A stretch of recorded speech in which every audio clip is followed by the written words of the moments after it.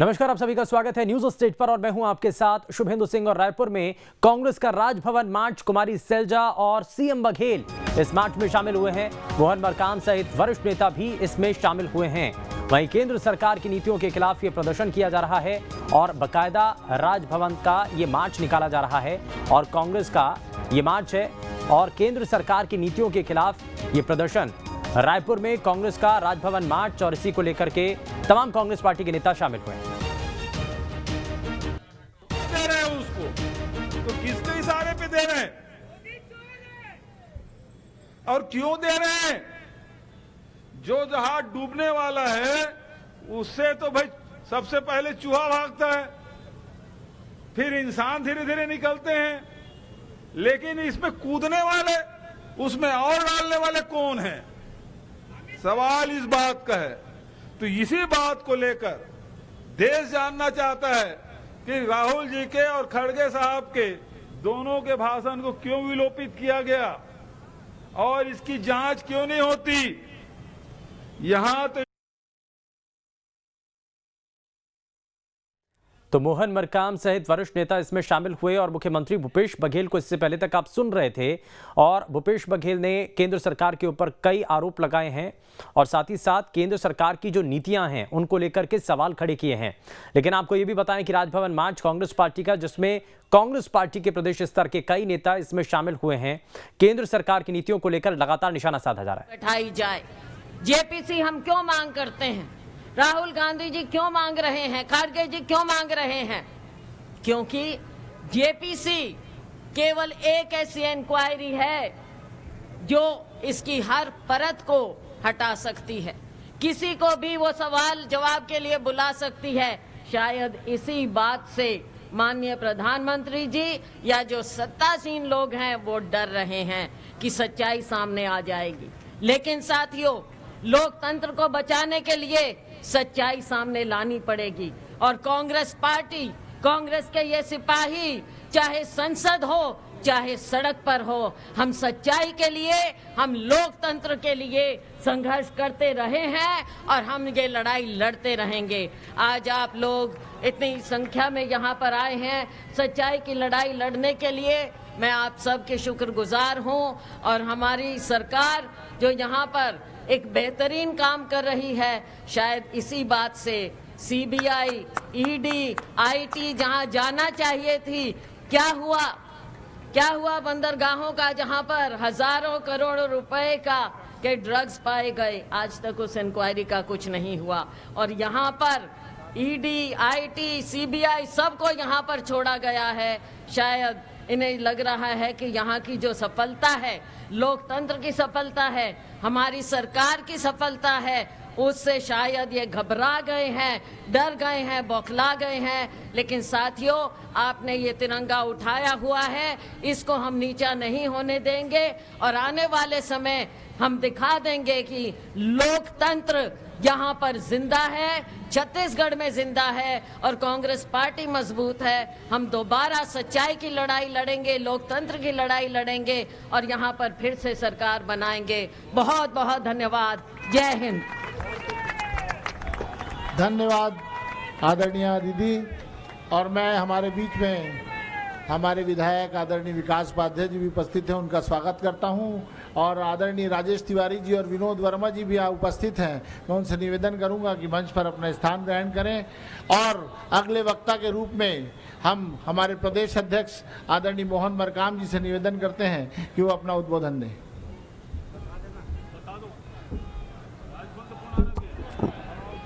बोलो भारत माता की, छत्तीसगढ़ मातारी की, कांग्रेस पार्टी। साथियों, केंद्र में बैठी भारतीय जनता पार्टी की मोदी जी की सरकार के विरुद्ध आज पूरे देश भर में राजभवन घेराव है। हम लोग इस सभा के बाद राजभवन शांतिपूर्ण हम लोग जाएंगे और फिर राजभवन घेराव करेंगे और हम लोग महामहिम राज्यपाल महोदय को हम लोग ज्ञापन सौंपेंगे। इस धरना प्रदर्शन में अखिल भारतीय कांग्रेस कमेटी के सम्माननीय प्रभारी, हम सबके मार्गदर्शक, पूर्व केंद्रीय मंत्री, पूर्व प्रदेश अध्यक्ष आदरणीय कुमारी शैलजा मैम जी, छत्तीसगढ़ राज्य के मुख्यमंत्री माननीय भूपेश बघेल साहब, मंत्रिमंडल के सम्मानीय सदस्य आदरणीय टी.एस. सिंहदेव साहब, आदरणीय कवासी लखमा साहब, आदरणीय AICC सचिव डॉक्टर चंदन यादव साहब, आदरणीय विनोद जांगीर जी, हमारे वरिष्ठ नेता पूर्व PCC अध्यक्ष आदरणीय धर्मेंद्र साहू जी, अमितेश शुक्ला जी, आदरणीय राजेंद्र तिवारी जी, गुरुमुख सिंह होरा जी, आदरणीय मंच और प्रदेश से कोने कोने से आए हुए सभी कांग्रेस जन और मीडिया के साथियों, मोदी जी कहते हैं, अपने भाषणों में कहते हैं देश बदल रहा है, मगर हकीकत साथियों देश बिक रहा है।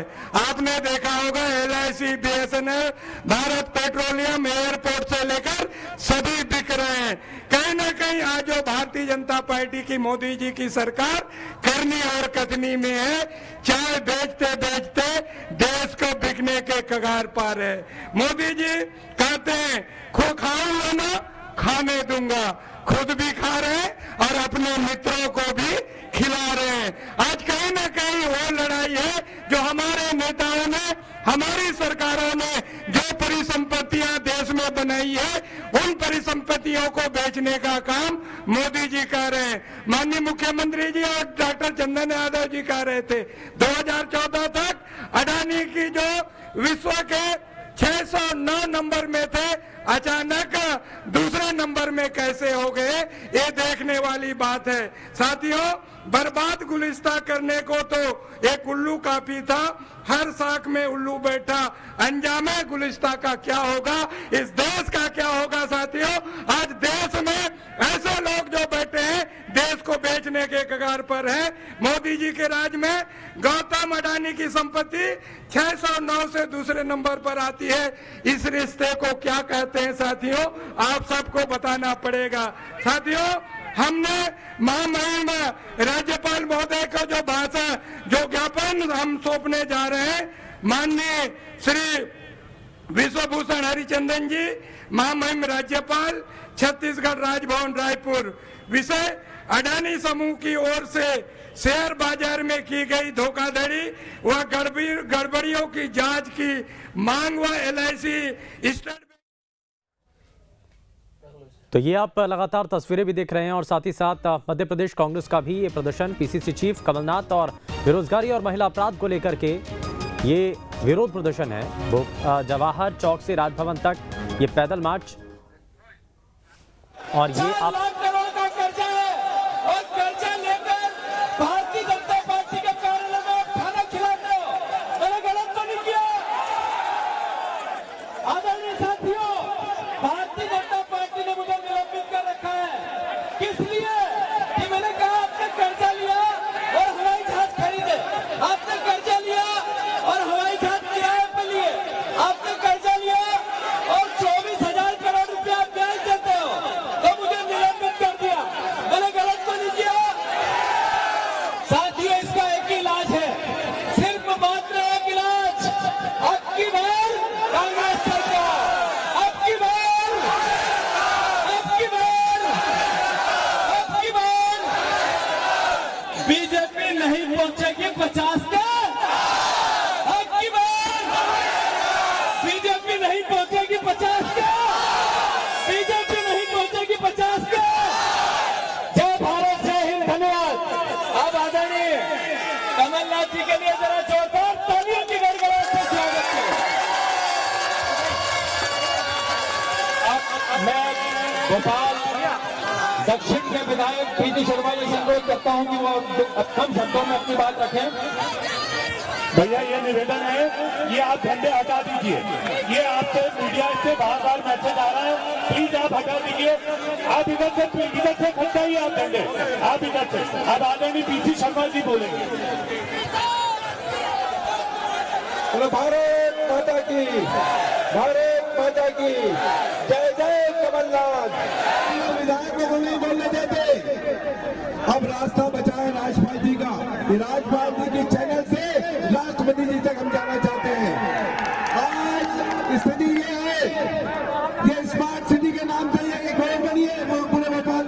पूरी स्मार्ट सिटी में पूरे लोगों के मकान, सरकारी प्राइवेट दुकान, ये सब बेघर करती है भारतीय जनता पार्टी ने। ये बिजली का बिल 100 रुपए यूनिट, 100 यूनिट चाहिए, ये हजारों का बिल चाहिए, 100 यूनिट चाहिए, हजारों का चाहिए।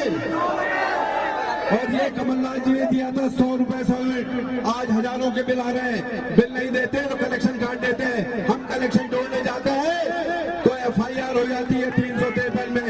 ये हालत इस भारतीय जनता पार्टी ने कर दी है।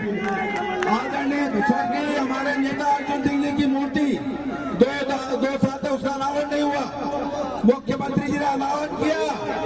ये अर्जुन सिंह जी वो थे जो उन्होंने फ्री पट्टे बांटे थे 40 लाख लोगों को, एक बत्ती कनेक्शन दिया था निःशुल्क।